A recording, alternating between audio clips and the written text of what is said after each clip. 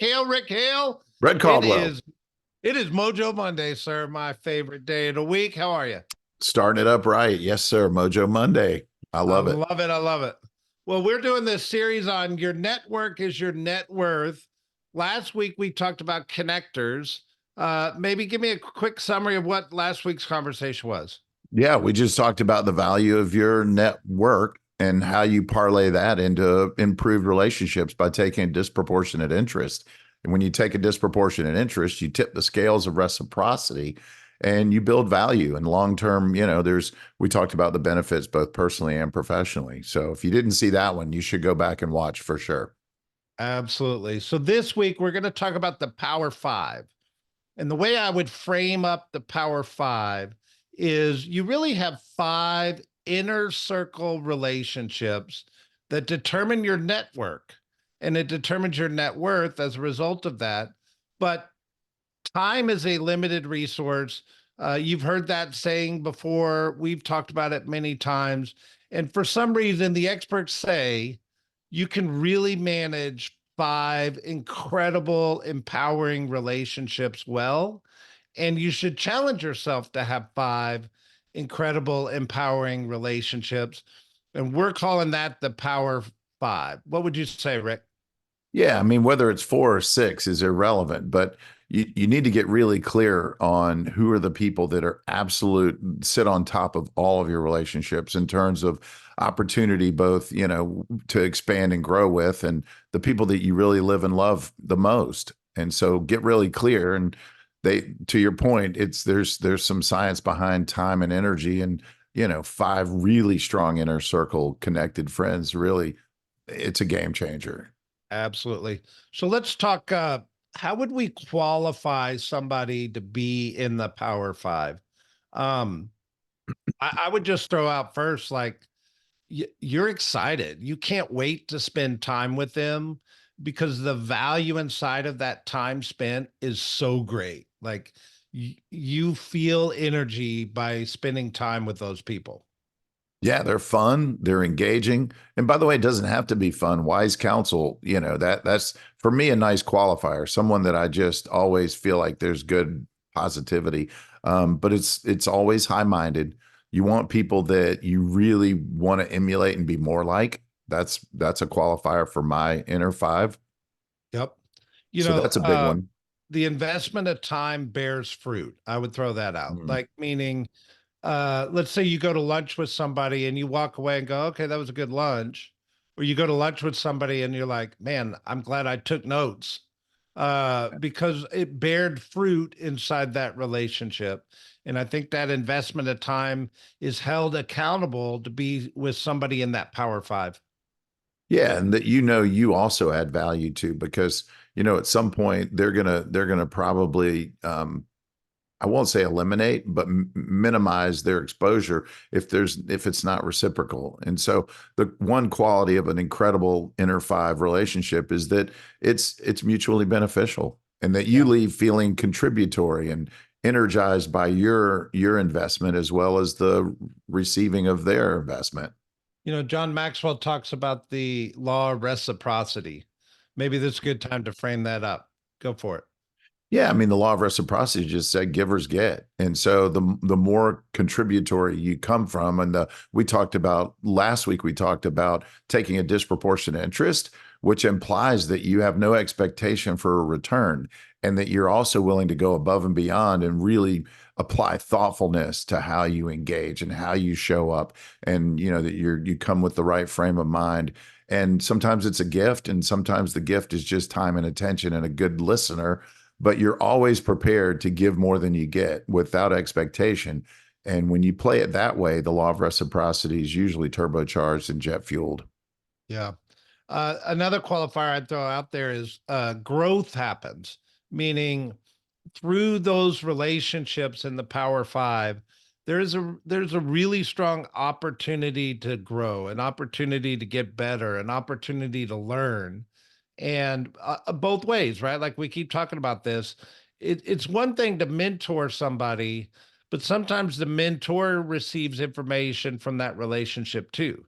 And I think it's really it's magical, if you will, when you just sit down in conversation with somebody that's in your power five, and a really, really, really great conversation and opportunity to learn comes from the dynamic of that conversation.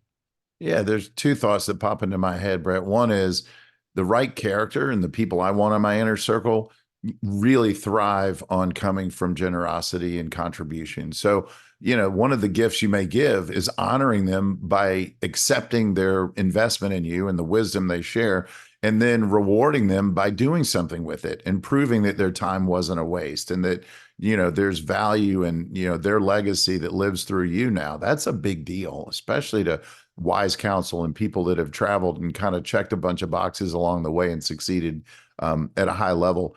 The other thing that you can infuse is positivity and good energy, because there's not enough of that in the world today. And coming from an optimistic, hey, everything's sunny side up, the glass is always half full, can also be a game changer. And here's the thing about work and the choice and that you have every day and where you apply your energy. I know I'm in the right place when I invest energy and I expend energy, but I leave more energized than when I showed up. That's Yeah. how I know I'm in the right place. And sometimes more importantly, that's also how I know I'm with the right people. Yeah. Well, the right people is important. But I think in order to have clarity on the right people, sometimes we got to have a disqualifier of who's not the right person to have in your top Ooh. five or your power five. And it doesn't necessarily mean they're a bad person. It doesn't necessarily mean they're not a valuable person. You're just not choosing to put them in your power five. So, how would you disqualify somebody from being in your power five? Well, it's almost the antithesis of what I just said. One, there's a saying, the gap in the gain, or well, excuse me, there's they Li- either add, Live they either their drain or gain. That's the word I was looking for, not the gap and gain. They sound a lot alike. Do they drain you and deplete your energy? And again, it echoes exactly what I shared a minute ago. When you're in the right relationship, or is it a drain or is it a gain? And you can qualify it a 1 to 5 and list them. And when we talk about the power five, we're not really talking about spouses and siblings and there are relationships in your world that are just required because having character and commitment to people that you're born into or you choose, and you should honor those. These are people that are kind of outside that required, and now it's more of an acquired strategy, and it's by design and not default.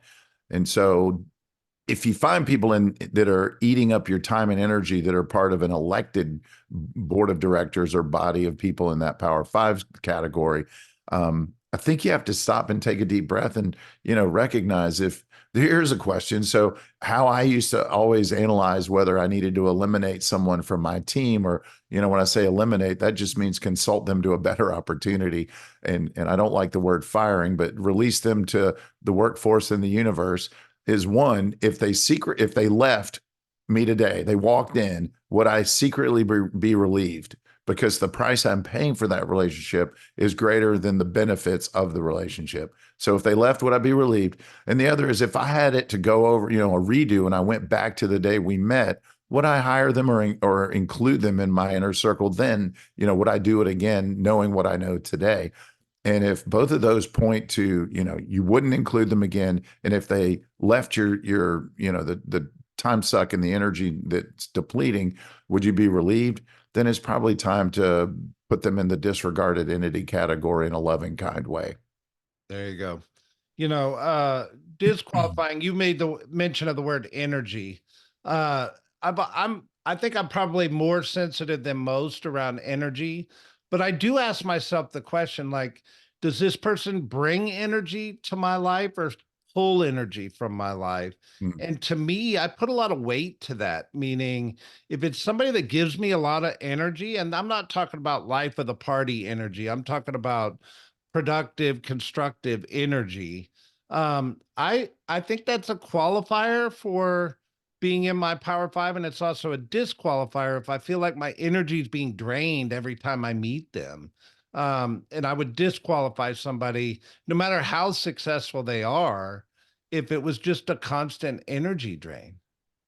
Yeah, and you can love them from afar if Yeah. they're in the category of should be disqualified or disregarded as a inner circle five. Because again, the idea is to invest disproportionate energy into the people that matter most. And if there's no reciprocity and the feedback doesn't fulfill and inspire you, I mean, who would you go to war with? If you had to, I mean, who do you want left and right, shoulder to shoulder in whatever? And I say war, not specifically. I'm saying any sort of battle or element of engagement or a challenge. Who do you want right there? Because you know the odds go up that you're going to succeed and emerge a victorious. There you go. Well, let's move to our next point, which is uh it's kind of an interesting point. It's called the positive comparison trap. And Mm. on the surface, I don't love the word comparison because I think we live in this social media age where we're constantly comparing ourselves to people. Yet in this phrase, we're calling it the positive comparison trap. Set us up, Rick. Well, the simple way I see this, it's hard sometimes to see things in yourself until you're able to see yourself inside of someone else. And, as an example, for me personally, coming up, especially when I was young and tenacious and hungry, but unclear about really what is my capacity, what's my ability, to be, have, and do. And step one was always for me to find a good role model and someone to look into their eyes. And, I had to really know with integrity what they're made of. Their, maybe it's part skills, certainly in large part attitude. And until I can see enough of myself in that mentor or that coach or that, role model that I see myself, it's really hard for me to buy my own capacity. But what I discovered and what I think all of you listening will agree is that once you realize you have the ability to run with that person's capacity and keep up, then it's just a matter of doing. And if you do what they do with the level of capacity that they have, you can have what they have. And Yeah. that is an really inspiring example of the positive comparison trap. Not judging, the negative side of it would be comparing the way you feel inside by someone else's grandstand best day highlight reel on social media. That's not real. Deep down, they'll probably go home and they don't know what, where they're missing socks too in the dryer. Like their world's not perfect, but unfortunately they promote themselves as perfect, and often it's external and it's superficial and it's showy and it's not valid. Like at the end Yeah. of the day, your legacy is going to be tied to the things you accomplish and the wealth you build.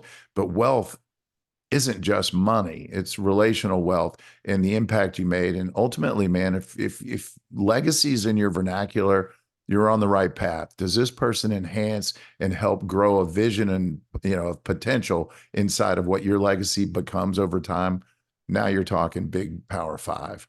Big Power Five. So let's challenge everybody. I think the challenge this week is really to inspect what you expect around your Power Five. Do you even Yeah. have clarity around who your five are? And Hmm. then have you taken a real deep dive? If there's a missing person, um, you should recognize that there's a missing person and go seek that out, right? Yeah, I mean, step one is self-assessment. You've got to know what your goals are. What is your mission? Where are you headed? And then you have to be honest, what are you bringing to the relationship? Because reciprocity only works when you take a disproportionate interest and you also add more value than you take. But for the right people, that is an unstoppable formula for contribution and for collaboration and connectivity, and back to the value of that five. So one is get clear on your goals. Second is assess your own capacity to add value. And then the third is, like you said, what's the missing report look like? That missing persons report. Who's missing from your five relative to your goals that if they were included changes everything? And it Yeah. could be a team member, it could be a partnership, it could be a mentorship. But what's missing that elevates your self-awareness and your capacity to really end up where you're listen, the gift of life and the opportunity you have is a one and done. Like you don't this is you. This is your life. It's not a dress rehearsal. Who puts you in the winner's circle faster that you also bring along for the ride? There you go. Rick, there's always a Tuesday, a Wednesday, a Thursday, and a Friday in the week. But what's your favorite day? Mojo Monday, baby. Come on. Yeah.